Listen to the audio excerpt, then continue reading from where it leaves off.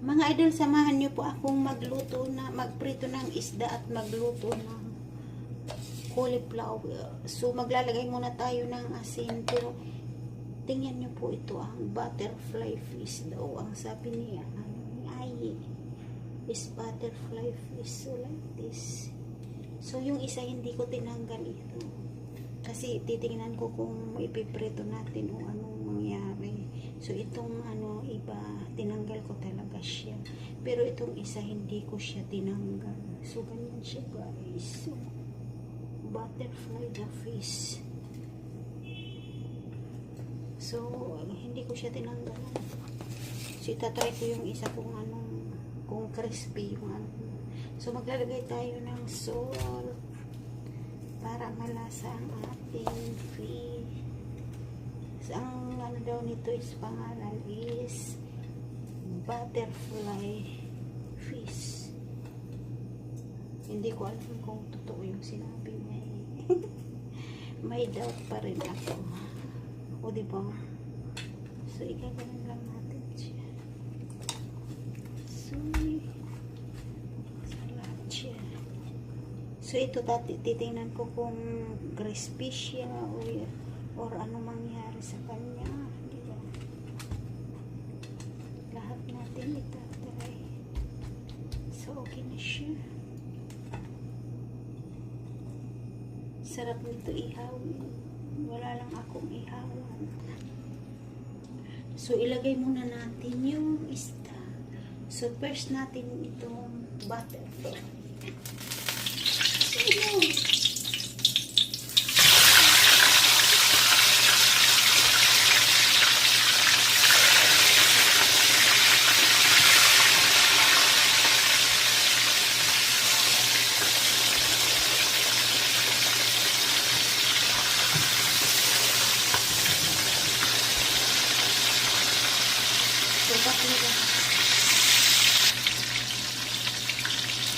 So, paghiwalay yung mga natin.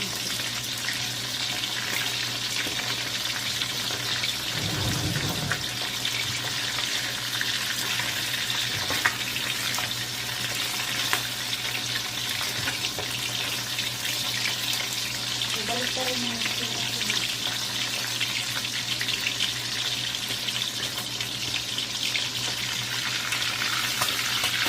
Ito lang yung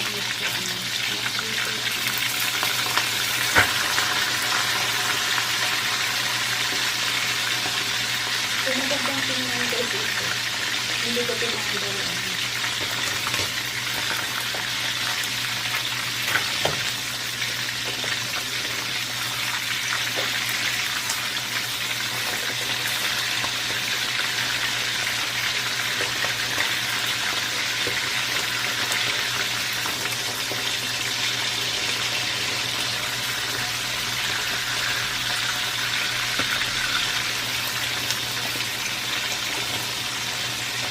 I-try din natin ng seed.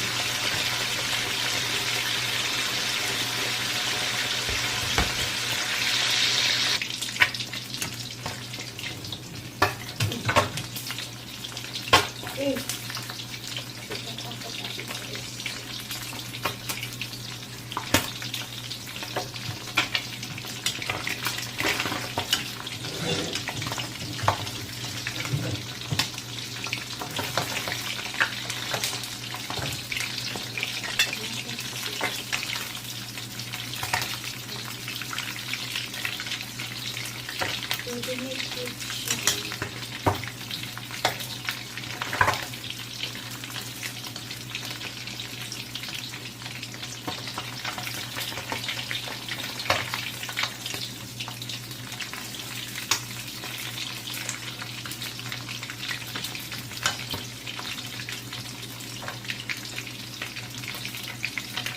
So, tumitis na guys, kaya lang natin.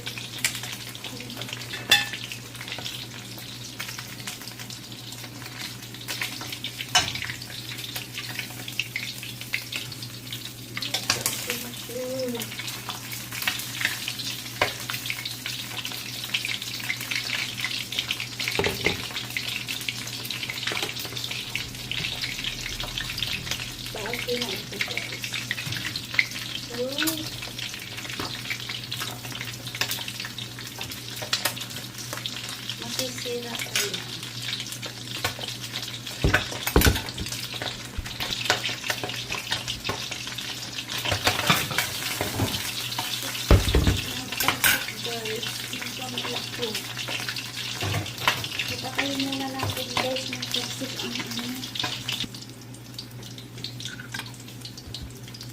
So, pinatay ko muna kasi nagtalsik ba yung mantika na ano yung kamay. Oh my God.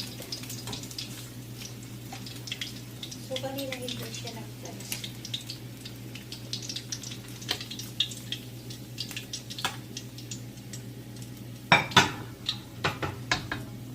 So, iprito muna natin uli yung isa pa.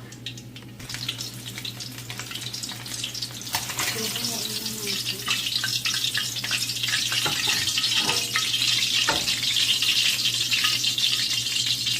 So, next na ilulutuin natin yung cauliflower. So, tapos na natin maiprito yung isda. So, magluluto naman tayo ng gulay. So, magpainit tayo ng mantika. So, mainit na yung mantika, garlic. Painit natin.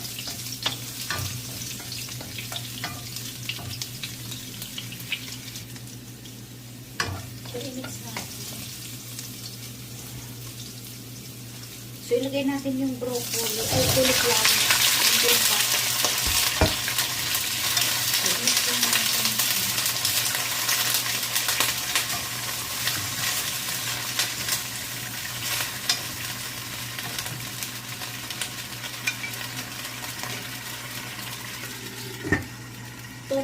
Takpan natin at lalagyan natin ng tubig.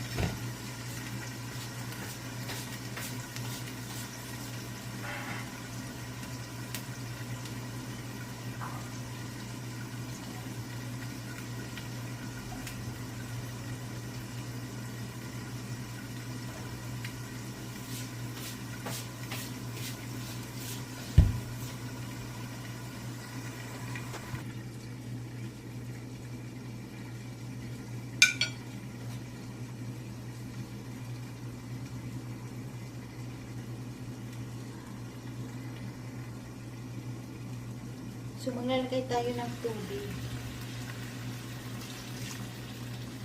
So, takpan ulit natin.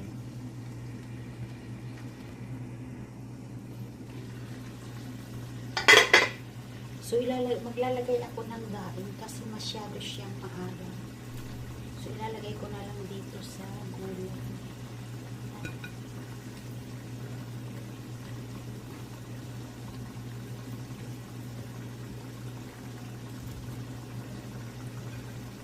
And then yung sapsap, tatanggalin ko lang yung ano, yung tiyan.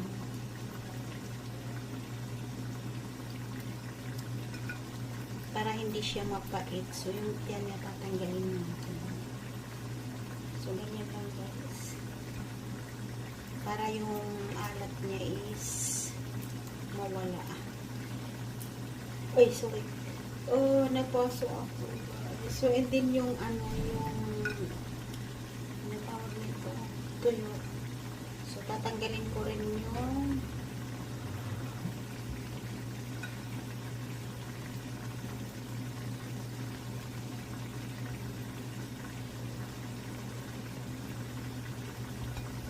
so, hindi na tayo maglalagay ng asin kasi yung ano natin is maalat. So, tatakpan lang natin siya.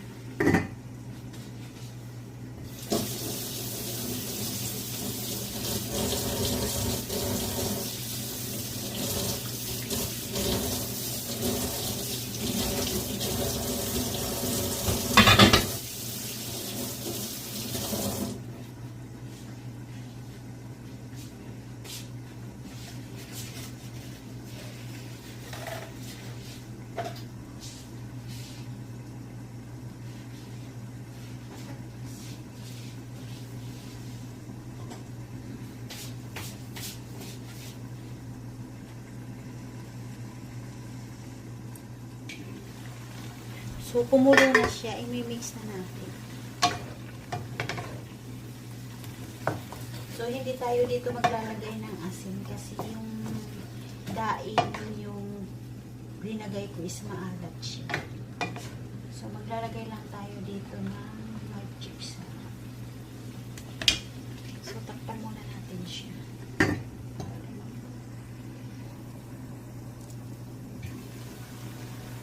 maglalagay na tayo ng magic sa. So, ang bako guys, kahit yun lang ang pinaglagay ko. Kahit yun lang ang nilagay ko guys, ang bango.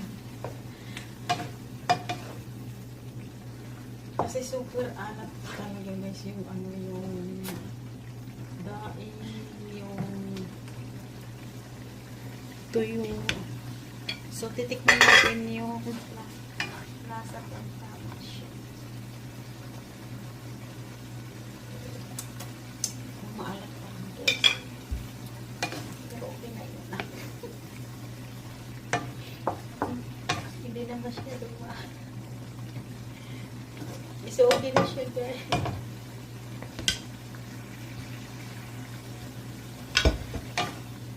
So, okay na siya guys. Patayin na natin at ilagay natin sa pan. Kasi yung nilagay ko doon, maalat talaga pati yung ano maalat. So, hindi na ako naglagay ng asin, maalat.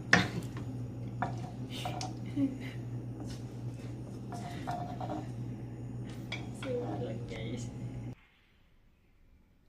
So, luto na yung gulay ko na may daing. Cauliflower and daing. So, yummy.